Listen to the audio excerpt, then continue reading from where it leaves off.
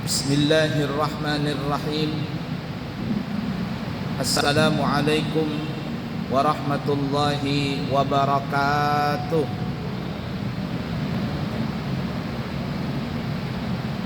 Alhamdulillahi rabbil alamin.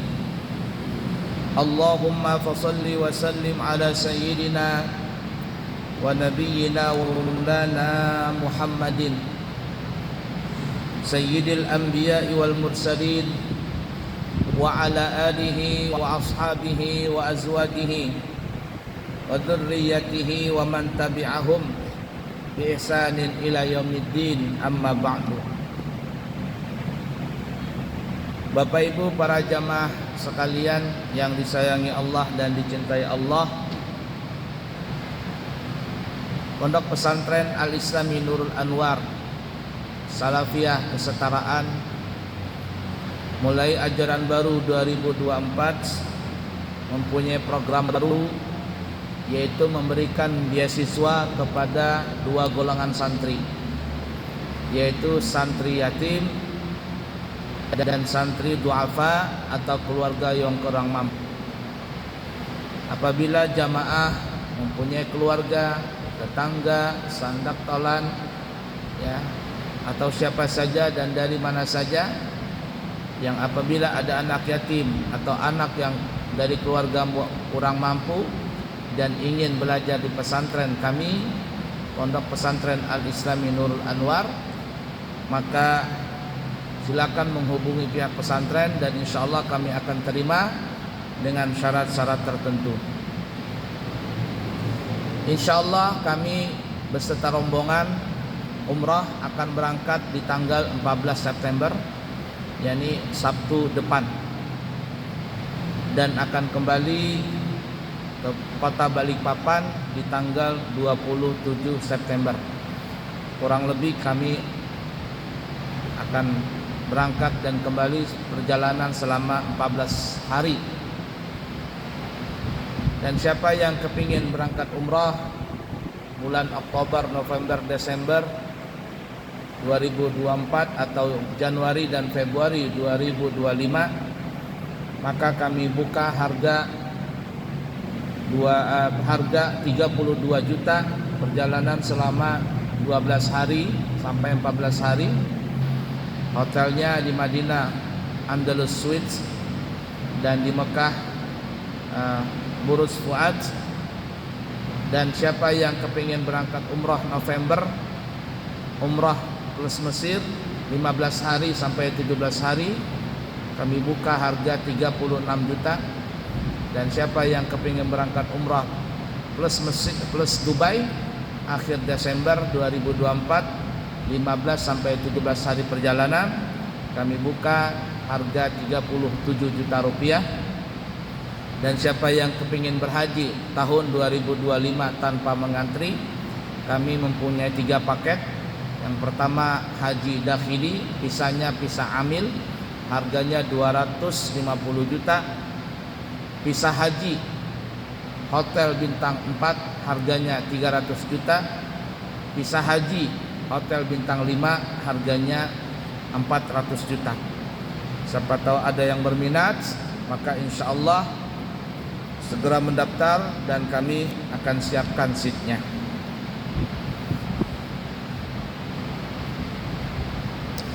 Masih membahas tentang Nabi Musa dan Bani Israel di dalam kitab Qisasul Anbiya. Pada pertemuan yang lalu kita telah membahas bahwa Nabi Musa alaihissalatu wassalam mendapatkan kitab Taurat, yang di dalam kitab Taurat itu kita sebutkan ada 10 pokok pembahasan, dan kita sudah sebutkan, kalau kita ulangin lagi rasanya agak kepanjangan. Nah, kitab Taurat ini isinya ada hukum, ada kisah-kisah, ada tentang tauhid, ada syariat, dan juga tidak kalah penting adalah dalam kitab Taurat Allah memberikan kabar kepada Nabi Musa dan Bani Israel bahwa di akhir zaman, bahwa di akhir zaman ada seorang nabi penutup dari segala nabi dan rasul, yaitu nabi kita Muhammad sallallahu alaihi wasallam. Ciri-ciri nabi kita itu sangat terang sekali diterangkan di dalam kitab Taurat yang asli. Sehingga dikatakan, para ahli sejarah mengatakan, orang-orang Yahudi mereka itu lebih mengenal kepada Nabi kita Muhammad sallallahu alaihi wasallam walaupun sebelumnya mereka belum pernah bertemu Nabi. Bahkan kenal mereka dengan Nabi Muhammad sallallahu alaihi wasallam itu lebih kenal mereka kepada Nabi ketimbang anaknya sendiri. Kita kalau dengan anak mungkin kita akan tahu di mana dia punya tompel, di mana dia punya tahi lalat, bagaimana bentuk mata, hidung dan sebagainya. Kita hafal itu anak kita sendiri. Begitu juga orang Yahudi, mereka hafal, mengenal dengan anak sendiri. Tetapi dengan Nabi Muhammad sallallahu alaihi wasallam mereka lebih kenal dengan Nabi kita Muhammad sallallahu alaihi wasallam ketimbang anak sendiri, walaupun mereka sebelumnya belum pernah bertemu dengan Nabi Muhammad sallallahu alaihi wasallam. Nah, itu dalam kitab Taurat. Kemudian juga dikatakan selain kitab Taurat, Nabi Musa diberikan juga suhuf. Suhuf itu bahasa kitanya lembaran-lembaran kecil. Ya, kitab kecil lah. Jadi Nabi Musa itu ada dua kitab pegangan. Yang pertama kitab Taurat, dan ini yang wajib kita imani. Dan yang kedua suhuf, lembaran-lembaran. Allah menyebutkan dalam Al-Quran akhir daripada surah Al-A'la, suhufi Ibrahim wa Musa, suhufi Ibrahim wa Musa. Suhufnya Nabi Ibrahim dan suhufnya Nabi Allah Musa. Nah, suhuf itu lebih kecil kitabnya ketimbang kitab Taurat. Artinya cuma beberapa lembar saja.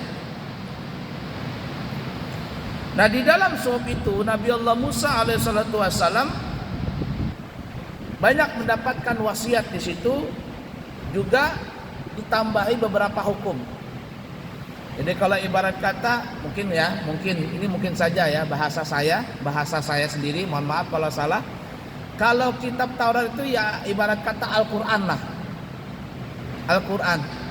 Kemudian suhuf ini ibarat kata itu adalah hadis Nabi, hadis qudsi yang diucapkan oleh Nabi kita Muhammad SAW. Hadis qudsi firman Allah yang berbentuk ucapan Nabi. Nah, mungkin model-modelnya seperti itu. Nah, suhuf ini di dalam suhuf Musa itu ada wasiat, ada juga hukum-hukum. Mungkin kalau dalam kitab Taurat cuman gambaran besarnya, dalam suhuf diterangkan lebih jeli. Sama seperti kita mungkin Al-Quran, Allah Subhanahu wa taala memerintahkan salat 5 waktu.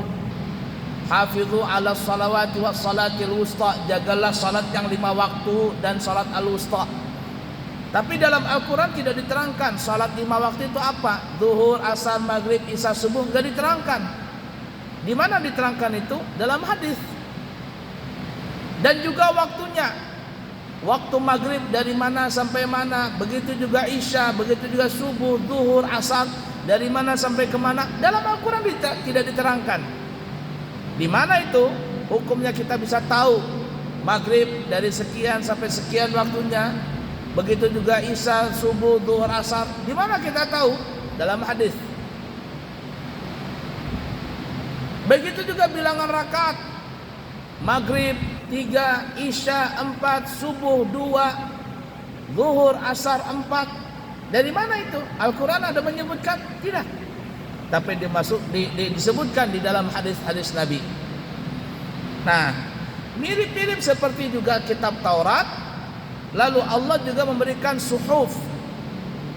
Suhuf ini dalamnya adalah ada wasiat, kemudian ada juga bermacam-macam hukum untuk menyempurnakan, mengklopkan kitab Taurat dengan kitab suhuf ini. Setelah Nabi Musa mendapatkan suhuf tadi, mendapatkan kitab Taurat juga, tapi yang namanya kaum Bani Israel memang terkenal mucil. Mulai zaman dulu mucil sampai zaman sekarang, terkenal mucilnya. Apa yang terjadi? Kaum Bani Israel mengamalkan kitab Taurat itu, mengamalkan suhuf tadi hanya cuman beberapa waktu lamanya. Bisa jadi mungkin setahun, 2 tahun, 3 tahun. Tapi setelah itu apa yang terjadi? Lalu mereka tidak mengamalkan hukum-hukum Allah lagi. Mereka campakkan hukum-hukum tersebut dan mereka mendurhakai kitab Taurat itu dan juga suhuf. Ditinggalkan semuanya. Bukan hanya itu, bukan hanya mereka tinggalkan, bahkan mereka Bani Israel berani merubah kitab Taurat, berani merubah suhuf dengan akal dan logika mereka. Kalau ini cocok, mereka pakai, tapi kalau tidak cocok, mereka tinggalkan. Mereka rubah itu kitab Taurat, mereka rubah itu suhuf. Itu kitab Taurat bisa dirubah-rubah. Dan bisa jadi kitab Taurat yang sampai sekarang ini bukanlah kitab Taurat yang asli. Beda dengan Al-Quran. Al-Quran ini Masya Allah, mukjizat Nabi kita Muhammad sallallahu alaihi wasallam yang paling besar. Kalau ada yang mengatakan mukjizat Nabi membelah bulan, mukjizat Nabi Muhammad Isra Mi'raj, mukjizat Nabi Muhammad bisa berbicara dengan binatang, batu-batuan, pohon-pohon, gunung dan sebagainya, itu mukjizat kecil. Karena para ulama mengatakan mukjizat Nabi kita Muhammad sallallahu alaihi wasallam yang paling besar itu adalah Al-Quran. Mulai zaman dulu sampai sekarang, bahkan mungkin sampai akhir zaman, Al-Quran yang kita baca itu tidak pernah berubah hurufnya. Hurufnya ya. Bentuk tulisan Al-Quran itu begitu adanya dan disepakati oleh para sahabat, karena yang meriwayatkan hadis tentang Al-Quran itu hadisnya mutawatir, artinya 30 lebih daripada sahabat yang meriwayatkan hadis tentang Al-Quran. Tulisannya begini, cara bacanya begini, itu tidak berubah. Kalau ada satu saja huruf yang kurang dalam Al-Quran, atau ada orang yang baca dirubahnya gaya bacaan Al-Quran yang benar, keluar daripada qiraat 7, keluar daripada qiraat asyrah, maka ribut seluruh dunia. Ribut. Itu mukjizat Al-Quran.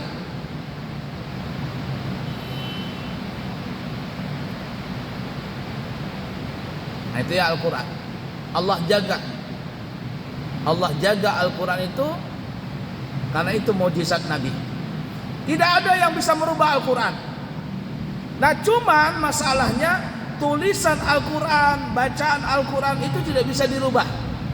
Asli dan asli dan asli 1.000.000% dari Nabi sampai ke kita ini. Namun yang jadi masalah adalah watak orang Bani Israel itu nyampai juga ke watak kita ini. Ulama-ulama ulama-ulama yang jahat.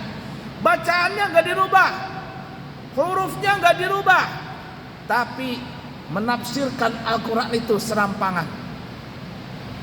Menafsirkan Al-Quran sesuai dengan otaknya.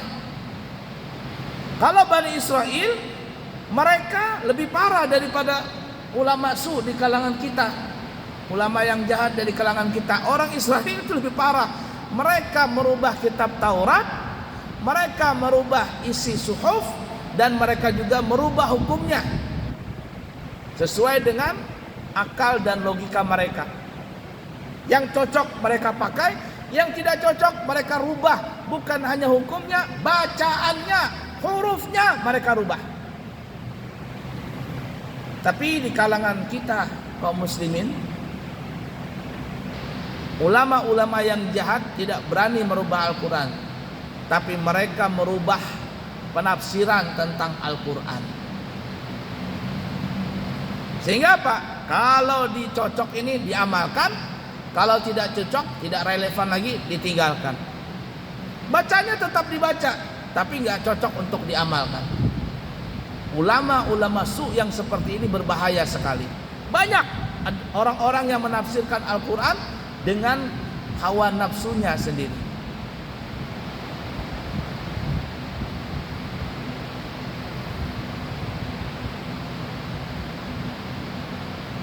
Nah, itu ya. Sehingga Nabi pun mengatakan, man fassara al-Qur'ana bi ra'yihi falyatabawwa maq'adahu minan nar. Atau kama qala Nabi Muhammad sallallahu alaihi wasallam. Ujar Nabi dengan maknanya adalah siapa yang merubah-rubah menafsirkan menafsirkan Al-Qur'an, mentakwilkan Al-Qur'an dengan pendapatnya sendiri, dengan logikanya, maka siap-siap tempat duduknya itu dijadikan dari api neraka. Jadi orang yang menafsirkan Al-Quran serampangan, siap-siap tempat duduknya itu terbuat dari api neraka. Nah itu ya. Baik, kita kembali ke Bani Israel. Jadi Bani Israel itu memang mucil mulai dulu sampai sekarang.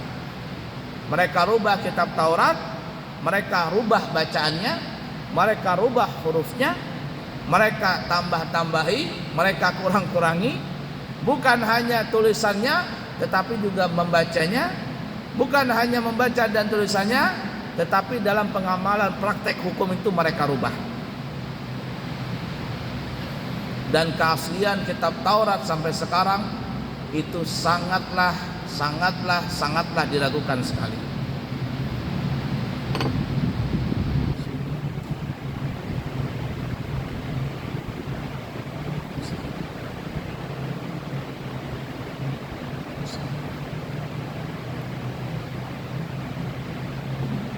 La ilaha illallah.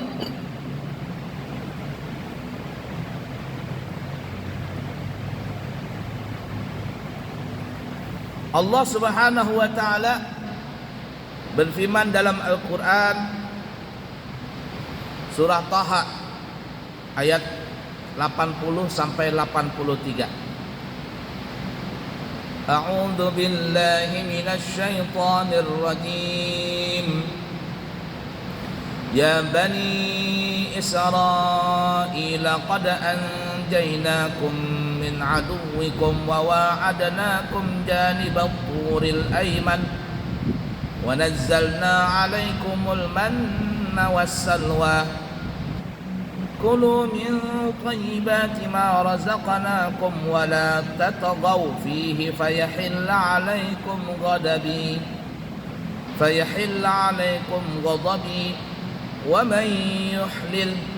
ومن يحلل عليه غضبي فقد هوى وإني لغفار لمن تاب وآمن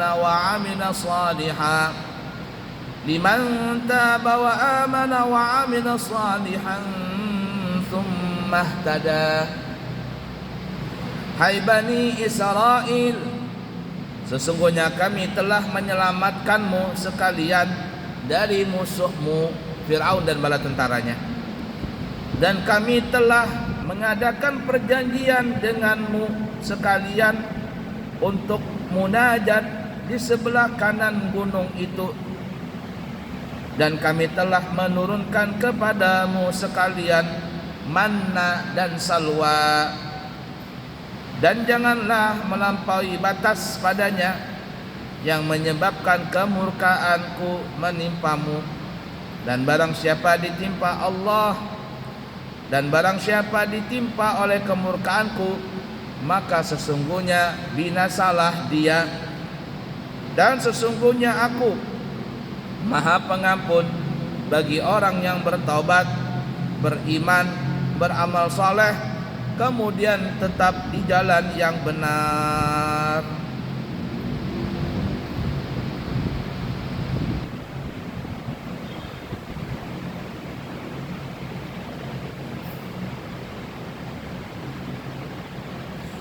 Nah, di sini ada ayat tadi menerangkan Wa nazzalna 'alaikumul manna wassalwa.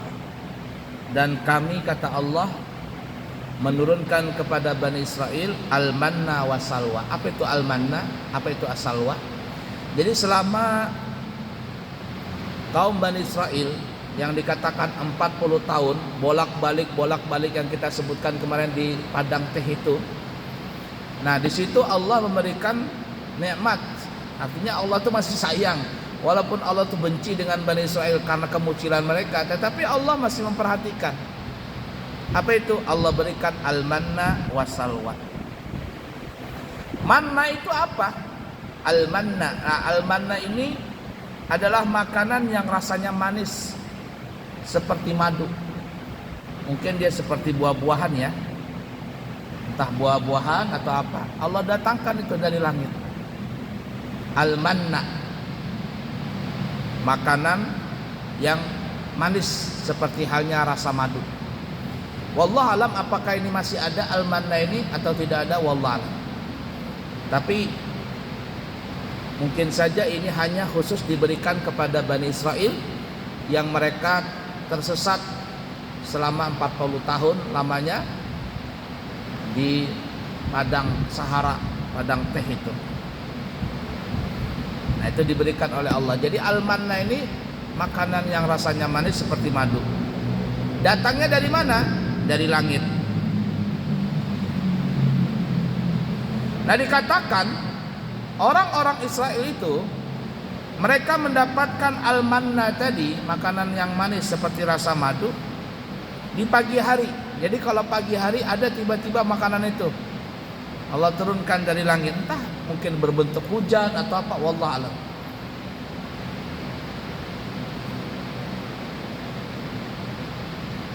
Nah, ketika di pagi hari mereka mendapatkan al-manna ini telah terhidang di hadapan mereka dan mereka tinggal menyantapnya saja makanan tersebut. Wallah alam apakah ini berbentuk buah-buahan atau apa, wallah alam. Cuman disebutkan al-manna itu kata ulama tafsir makanan yang manis yang rasanya seperti madu. Wallah alam. Bani Israel di pagi hari mendapatkan makanan itu, lalu mereka mengkonsumsinya dengan keperluan dan kebutuhan mereka. Artinya kalau mereka masih lapar, itu makanan tersedia terus.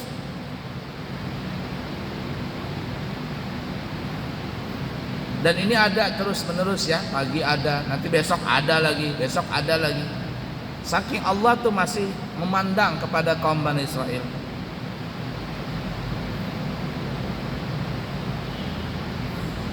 Tetapi orang-orang Israel ini diperintahkan tidak boleh menyimpan. Kalau kalian mau makan, makan. Itu untuk energi kalian. Seberapapun kalian makan silakan. Tapi nggak boleh disimpan, nggak boleh disimpan. Kalau makan habis selesai,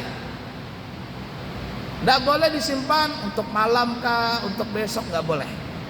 Dan kalau ada yang menyimpan, maka al-manna ini makanan yang manis seperti halnya madu itu rasanya langsung basi.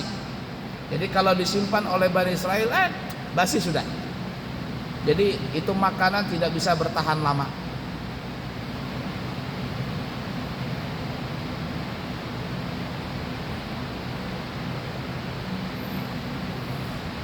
Tetapi hebatnya, ini mukjizat Nabi Musa ya yang Allah berikan kepada Nabi Musa. Hebatnya orang Israel kalau memakan itu al-manna tadi, walaupun secuil itu bisa kenyang sampai sore hari, bahkan bisa kenyang sampai malam hari. Walaupun secuil sudah kenyang itu. Tapi kalau ada niat mengambil banyak untuk menyimpan, jangan-jangan nanti lapar, persediaan masih anak, tidak bisa, langsung basi itu al-manna tadi.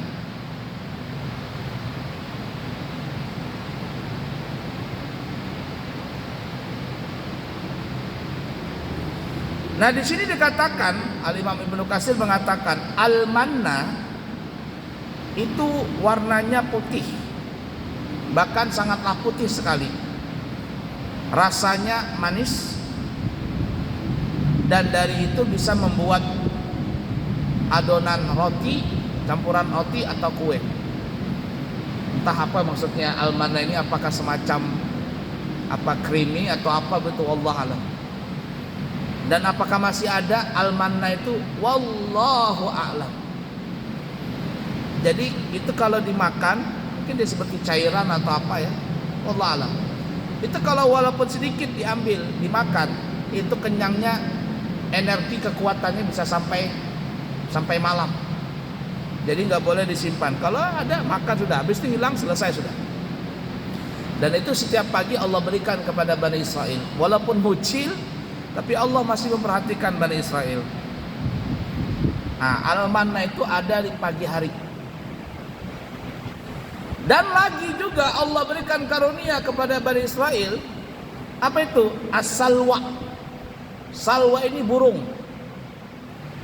Dan burung ini datangnya di sore hari.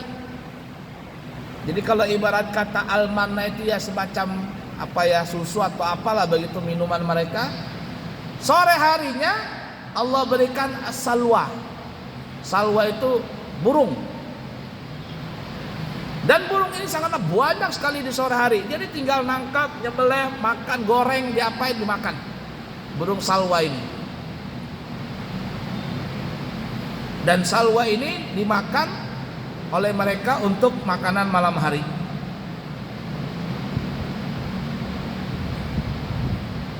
Nah itu ya. Kalau musim panas, kan 40 tahun nih mereka mondar-mandir. Di musim panas dikatakan Allah memberikan mereka naungan, awan begitu. Jadi matahari pun terik bagaimanapun, awan menaungi mereka, sehingga mereka masih bisa dikatakan baik-baik saja karena tidak langsung bersinar, tidak langsung terkena sinar matahari.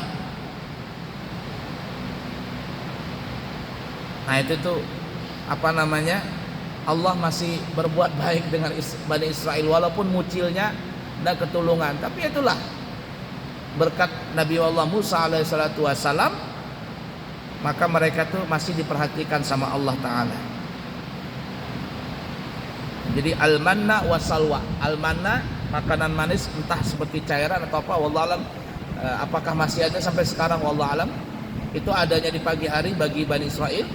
Kemudian as-salwa burung, tidak tahu burung apa ini. Tapi burung itu bisa dimakan. Apakah sampai sekarang masih ada burung salwa itu?